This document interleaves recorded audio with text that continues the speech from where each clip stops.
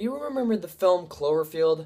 I have. I freaking love the film, as you can see right here. It is a great found footage movie and is one of the greatest found footage films I've ever seen. And overall, the film is just really fantastic and will have you on the edge of your seat. And now, 8 years later, we have a film that ties into the universe of Cloverfield called 10 Cloverfield Lane. Now people are asking, is this a sequel? Is this where Cloverfield leaves off? Is this a prequel? Well, not necessarily a prequel and not necessarily a sequel, but it's more like a movie that shares the same universe but done with different characters and a different story to it. So what do we have in 10 Cloverfield Lane? Well, here's the story. In 10 Cloverfield Lane, Mary Elizabeth Winstead has been accidentally run over by a truck, and on the next day she mysteriously winds up in a bomb shelter which is owned by John Goodman. But Mary Elizabeth Winstead is trying everything she can to make sure she gets out of this house and find help, while John Goodman at the same time doesn't want her to leave because there's danger outside, and possibly danger inside. So the question is, will Mary Elizabeth Winstead make it out alive? Does this film contain all the found footage, cinematography, and all that stuff?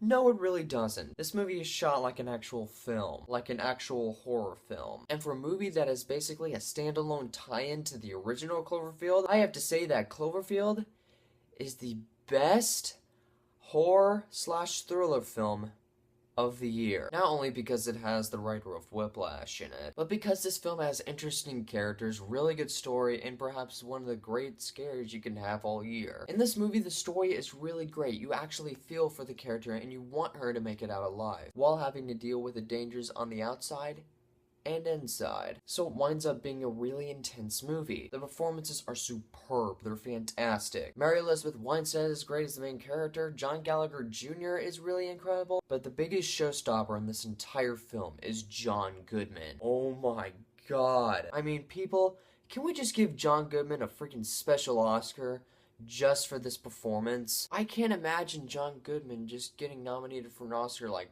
right now. If you want to play a creepy as hell person that wants to keep people inside at all times, then it's John Goodman right here. The film is suspenseful and every shot feels terrifying. Another thing that makes the film so terrifying is that not only does it do jump scares, which are really effective, but there are some things that horror films nowadays do that 10 Cloverfield Lane doesn't do. Like with horror movies nowadays, they always constantly have jump scares at you. In 10 Cloverfield Lane, as they set up for an actual scare, they focus on the camera to anticipate what may jump out at you, rather than have things constantly jumping out at you. And it's that kind of thing that makes the film horrifying and really thrilling. Last 20 minutes. Oh my god. That is some of the most tense things you can actually see in a horror film. I couldn't believe my eyes when I watched it. Was it horrifying? Was it tense?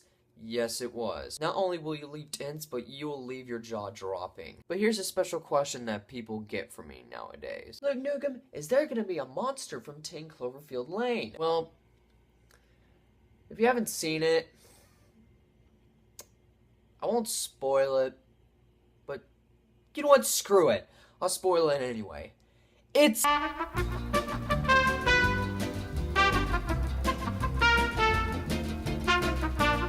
Yeah. That awesome. Guys, 10 Cloverfield Lane has really good performances, really good tense moments, and the last 20 minutes will have you on the edge of your seat. So yes, 10 Cloverfield Lane definitely gets a 5 out of 5.